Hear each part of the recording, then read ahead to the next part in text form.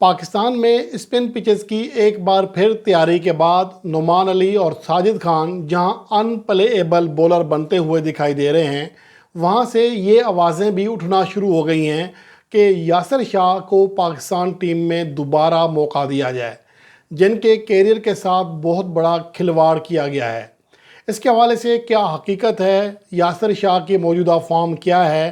اور ان کے کیا اعزازات ہیں جس کے بارے میں لوگ کہہ رہے ہیں، اور آپ کو بھی یہ رپورٹ جان کر صحیح اندازہ ہوگا کہ یاسر شاہ کے ساتھ در حقیقت کس طرح زیادتی کی گئی، کس طرح ان کا کیریئر جان بوجھ کر تباہ کیا گیا۔ اگر ہم یاسر شاہ کی بات کریں تو جو ان کا ٹیسٹ ڈیبیو ہوا وہ 2014 میں ہوا تھا، جب پاکستان ٹیم آسٹریلوی ٹیم کے خلاف یو اے ای میں ایک سیریز کھیلنے لگی تھی۔ یوں 22 اکتوبر 2014 کو یاسر شاہ کا کیریئر جو شروع ہوا، آگے بڑھتا بڑھتا اتنا بڑا ہو گیا کہ ان کو جھکانے کے لیے بہت زیادہ پلاننگ کرنا پڑی۔ انہوں نے اپنے کیریئر کا آخری ٹیسٹ میچ 24 جولائی 2020 کو دورہ سری لنکا میں کھیلا۔ اس دوران اگر پاکستان کے تمام بولرز کی کارکردگی دیکھیں، یعنی کہ یاسر شاہ کے پہلے ٹیسٹ میچ سے لے کر آخری ٹیسٹ میچ تک، تو ان کے علاوہ کوئی بھی دوسرا ایسا پاکستانی بولر نہیں ہے جو کہ وکٹوں کی سنچری مکمل کر سکا ہو۔ اس دوران یاسر شاہ نے 48 ٹیسٹ میچز کھیلے اور 244 وکٹیں حاصل کیں، اور اس دوران جو دوسرا ٹاپ وکٹ ٹیکر تھا وہ شاہین شاہ آفریدی تھے، جنہوں نے 99 وکٹیں حاصل کیں، اور پاکستان کا کوئی بھی دوسرا اسپنر بالکل قریب تر نہ تھا یاسر شاہ کے۔ حتیٰ کہ اگر دیکھا جائے تو پوری دنیا کی اگر بات کریں، یعنی کہ وہ پلیئر جو کہ اس دوران کھیلے یاسر شاہ کے ٹیسٹ کیریئر کے پہلے میچ سے آخری میچ کے دوران، تو اس میں چند ہی کھلاڑی ہیں جو کہ یاسر شاہ سے زیادہ وکٹیں حاصل کر سکے، لیکن انہوں نے یاسر شاہ کے مقابلے میں کہیں گنا زیادہ ٹیسٹ میچز کھیلے۔ یاسر شاہ نے 48 کھیلے، جو ان کے مقابلے میں باقی پلیئر تھے ان میں ایشور نے 65، ناتھن لیون نے 77، اسٹورٹ براڈ نے 82، جیمز اینڈرسن نے 73 اور مچل اسٹارک نے 59 ٹیسٹ میچز کھیلے۔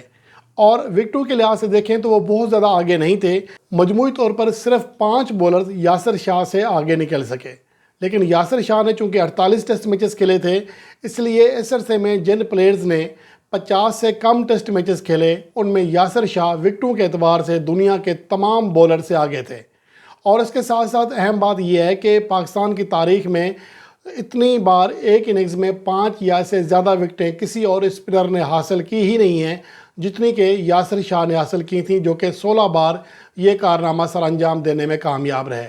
اور وکٹوں کے اعتبار سے پاکستان کی تاریخ کے دوسرے کامیاب ترین اسپنر تھے، جن کے آگے دانش کنیریا موجود ہیں۔ 261 وکٹیں حاصل کی تھیں، جو کہ 17 زیادہ وکٹیں تھیں، اور اس کے مقابلے میں دانش کنیریا نے یاسر شاہ سے 13 زیادہ ٹیسٹ میچز، 13 ایکسٹرا میچز کھیلے تھے، تب جا کر 17 زیادہ وکٹیں حاصل کی تھیں۔ اگر اسٹرائک ریٹ کے اعتبار سے دیکھیں تو یاسر شاہ کے قریب کوئی بھی دوسرا پاکستانی بولر نہیں ہے جس نے ہر 58 گیند پر وکٹ حاصل کی تھی۔ اس کے مقابلے میں سبھی دیگر بولرز نے 67 یا اس سے زیادہ گیندیں کرائیں پاکستان کے اسپنرز میں۔ تو آپ اس سے اندازہ لگا سکتے ہیں کہ یاسر شاہ کا کیریئر پاکستان کے لیے کتنی اہمیت کا حامل تھا۔ اور اس کے ساتھ ساتھ روی چندرن اشون جو کہ آج بھی ٹیسٹ کرکٹ کھیل رہے ہیں، بھارت نے اپنے اسپنر کو سیٹ کیا ہے، راوندرا جڈیجا ہوں یا اشون ہوں، جبکہ پاکستان نے یاسر شاہ کو ضائع کیا، پلاننگ کے تحت ضائع کیا، یا پھر ان کی اتنی زیادہ کیئر نہیں کی گئی۔ اگر ہم یاسر شاہ کی آؤٹ ہونے کی بات کریں تو جب انہیں پاکستان ٹیم سے ڈراپ کیا گیا تو آخری 17 ٹیسٹ اننگز میں وہ 39 وکٹیں حاصل کر چکے تھے۔ میں ان اننگز کی تفصیل دیتا ہوں۔ بنگلہ دیش کے خلاف وکٹ لیس رہے ایک اننگز میں، اگلی اننگز میں 4 وکٹیں حاصل کیں۔ پھر انگلینڈ کے خلاف دورہ انگلینڈ تھا، یہ پاکستان میں نہیں تھا۔ انگلینڈ کی کنڈیشنز میں دونوں اننگز میں 4 وکٹیں حاصل کیں، یعنی کہ لگاتار 3 اننگز میں 4 وکٹیں حاصل کیں۔ پھر انگلینڈ کے خلاف 1 30 اور 2 173، پھر 3 وکٹوں کی کارکردگی دکھائی نیوزی لینڈ کے خلاف۔ پھر ساؤتھ افریقہ کے خلاف پہلی اننگز میں 3، دوسری میں 4، پھر وکٹ لیس رہے، پھر 1 وکٹ حاصل کی۔ ویسٹ انڈیز کے خلاف دونوں اننگز میں وکٹ لیس رہے۔ پھر سری لنکا کے خلاف جو ان کا آخری ٹور تھا کیریئر کا، اس میں پہلی اننگز میں 2، دوسری میں 3 وکٹیں حاصل کیں، اور آخری ٹیسٹ میں پہلی اننگز میں 3 اور آخری اننگز میں 1 وکٹ حاصل کی۔ 2022 کے بعد چلیں ٹیسٹ کیریئر ان کا خاتمہ کر دیا گیا، لیکن اس کے ساتھ ساتھ حیران کن طور پر فرسٹ کلاس میچز میں بھی یاسر شاہ کو موقع نہیں دیا گیا۔ حالانکہ یاسر شاہ थोड़ा अरसा अनफिट रहने के बाद मुकम्मल फिट हो चुके थे, लेकिन इसके बाद उन्हें फर्स्ट क्लास क्रिकेट में मौका ही नहीं दिया गया कि कहीं ये ना हो कि दोबारा परफॉर्म करे और दोबारा पाकिस्तान टीम में आ जाए।